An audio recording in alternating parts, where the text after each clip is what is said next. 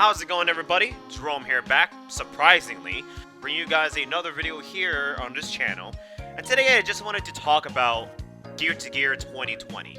Now, I know it's a bit late, but I was hoping for something to happen. So basically, I did do a live reaction, technically, regarding Gear to Gear 2020, regarding the live stream, the gameplay, yada yada yada.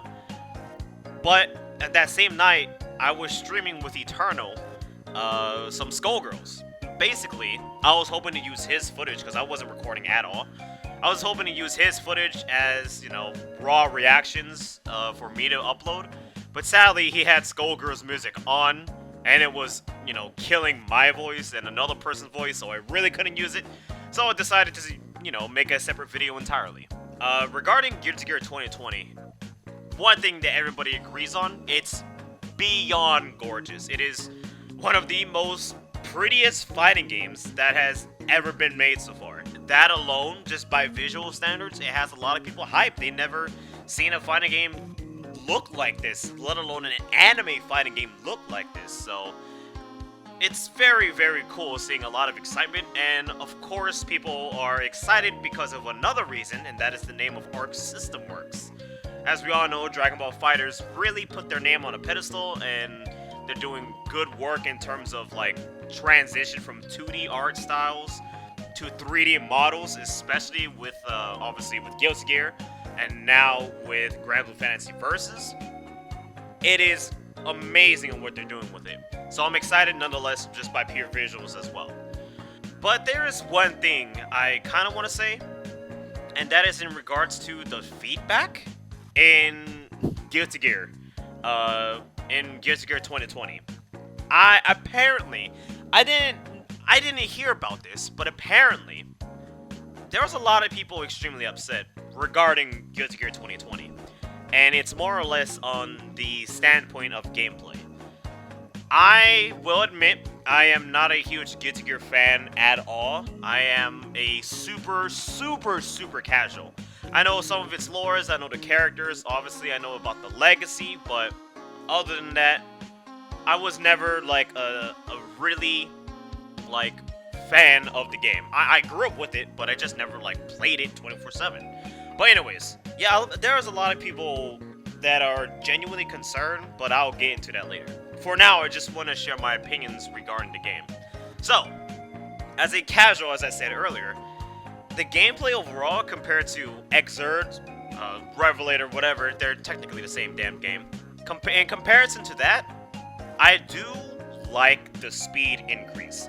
The speed increase for the game looks awesome. Obviously, I haven't really played it. Only the people on stream has played it, like Kizzy and them. But it looks really smooth.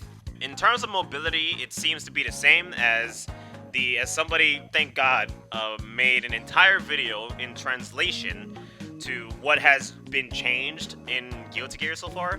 But the speed change alone, I'm really digging already. In terms of like knockdowns and stuff like that, they did go over it. Apparently, knockdowns, like hard knockdowns, only really happen by specific moves. From what they have shown in the stream, they showed that a grab and a sweep will lead into a hard knockdown state. But when somebody gets hit with a special, like with Soul's DP basically, or Kai's DP, they auto recover. So it's interesting because usually when in an anime game, you would hold a button down to recover. But now they went a different route where if you get hit by a specific move that doesn't hard knock you down, you will automatically pop up on the ground. I think I don't know how to feel about that. It's not like I hate it by any means. It's just like, so we really can't like delay get up or anything of that nature, but okay, I guess if it's gonna keep the match moving. I do remember after the video I just saw, they specifically said how like punch, yes, the punch button doesn't like go into other buttons like slash or even kicks. Apparently, from what the translation was, you could do punch into like a command normal into other things. Kind of like, I don't want to say kind of like KOF, but That's something what KOF really did before, so I'm very, very curious how this is gonna work out. But anyways, gameplay, I kind of dig it. There's a lot of changes that has occurred so far with Guilty Gear 2020, but in my personal opinion, I like it. I really, really do, and I'm very, very excited to get to finally play the game. I have played a little bit of Xrd, Rev 2, but I never really invested a lot of time into it, so I'm really happy about these gameplay changes, and I might really invest a lot more time into Guilty Gear now. And I know Guilty Gear isn't really a combo-based game. It's like the maximum hits is somebody doing like 5 to 7 hits, sometimes even 10, but yeah. But now, in regards to something that a lot of people seem to question, and it's the UI of the game. Now, I'll be honest here, I'm just gonna say this first. They even said earlier in the stream how it's basically really early and things can definitely change with the upcoming, time that they have. And yeah, that's basically where I'm getting at. It's early. It was a very early showing of the game, and the UI is pretty dull, and they usually do something that pops out more, like their previous games. So I don't think they're gonna go for this transparent look at all. Like, they even have the character name, like, in the life bar itself. And I think that's gonna change, of course, unless they keep like that to have more, like, game screen going on. The fact that the profile pictures go down with the life bar as well, a lot of people probably will not have an issue with that. But at the same time, there are people, like I just spoke on Discord, there's some people that really do have an issue. It's not like it's not overwhelming them, but it's just like kind of annoying. So yes, in my opinion, I feel like the UI will definitely change. One of the biggest things that I've seen though is that they announced it on the stream as well. Thank God for the translations too, but even then you didn't need translations. Basically somebody asked for Danger Time, and their response, the Japanese side, no Danger Time. And I know a lot of people really, really, really didn't like Danger Time, so a lot of people are really excited that it's not in the game, so that's really, really cool that there's no Danger Time coming into Guilty Gear 2020. With all that said, I already spoke about the UI, some gameplay stuff. Now let's talk about the character select screen. This is one thing that people are really mad about too. The other one, the half of the feedback is people really being mad about, like, how it's playing. Like, it's people saying it's not Guilty Gear. That I don't know, but that's one part of the reason why some people are mad. The other part is the character selection screen. It's funny. It's like going around full circle, right? I complained about BB Tag stream, and now people are complaining about Guilty Gear's character screen. So you have like power, balance, and like tricky and stuff like that, speed. I'll be honest, things can change. That is without a damn doubt. But if it was just a normal character select screen, it would be a normal character select screen. They went out their way to make it look like that. They went out their way to make it look like literal character cards that you can buy in like some stores and stuff like that.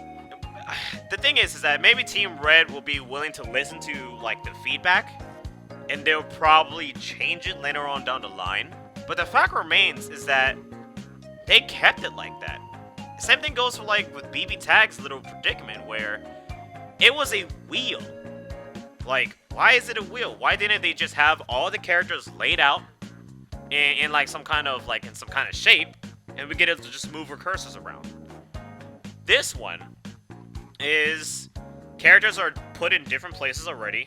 They are like detailed to be powered or balanced.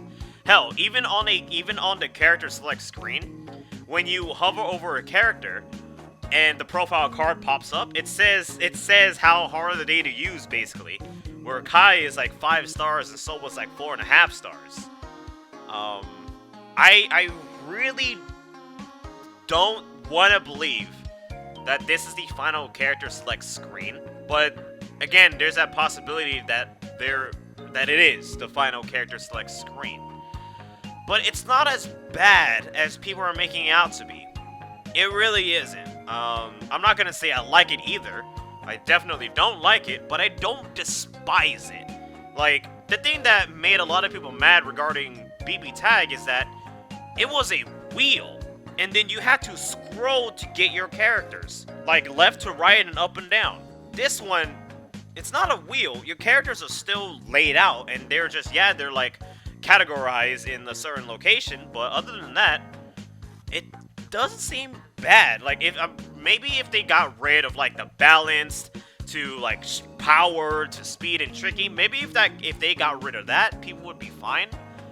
But I don't know. Again, the fact that they made it like that seems really, really iffy. Here's the thing. There's a chance that it can stay like that, right? But maybe they'll make it pop out more. Maybe they'll make it more dramatic, like how Guilty Gear usually is. That is my personal opinion regarding the character select screen. I don't think it's bad per se.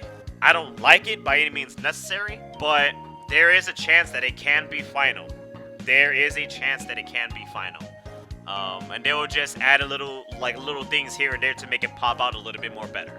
Oh, yeah, the closed beta, dude. Yeah, they announced that there was gonna be a little closed beta that's gonna happen. Now, here's the thing, though. Everybody loves how Guilty Gear looks. Even if you're not a fan of fighting games, you cannot deny the fact that this, as an anime fighting game, looks really great, right? The thing about their closed betas, in regards to Arc System Works and, of course, their past business choices, the only way that, I'm pretty sure it's gonna happen here too, the only way that you usually get into a closed beta by them is by pre-ordering their game. It's guaranteed sales. That's basically, at the end of the day, it's guaranteed sales. So maybe it's gonna happen at the same thing. Maybe that's gonna happen. But they did announce a closed beta was gonna happen, or is planned at least. So I'm excited. I really am excited. The fact that the speed has increased, I'm looking forward to trying out Potemkin. Like, again, I am not a huge like Guilty Gear fan. I am not a Guilty Gear head. I am a casual player. I know about some of its lore, like Justice and Testament and stuff like that. I know about its characters, ABA or ABBA, however you guys want to freaking pronounce it. I have played some of the games, but I was never really invested into the games at all. So the gameplay speed, I'll be honest, it really ticked in me, so I'm willing to give it a try. Anyways, I guess that's my overall thoughts in regards to Guilty Gear 2020. I know a lot of people are mad. Apparently there was, like, when Kizzy was like overviewing it and stuff like that, somebody was going off on him, saying how he basically didn't like the gameplay changes and how it's not Guilty Gear. And then he literally went off to Kizzy saying, "Do you even play Guilty Gear, bro?"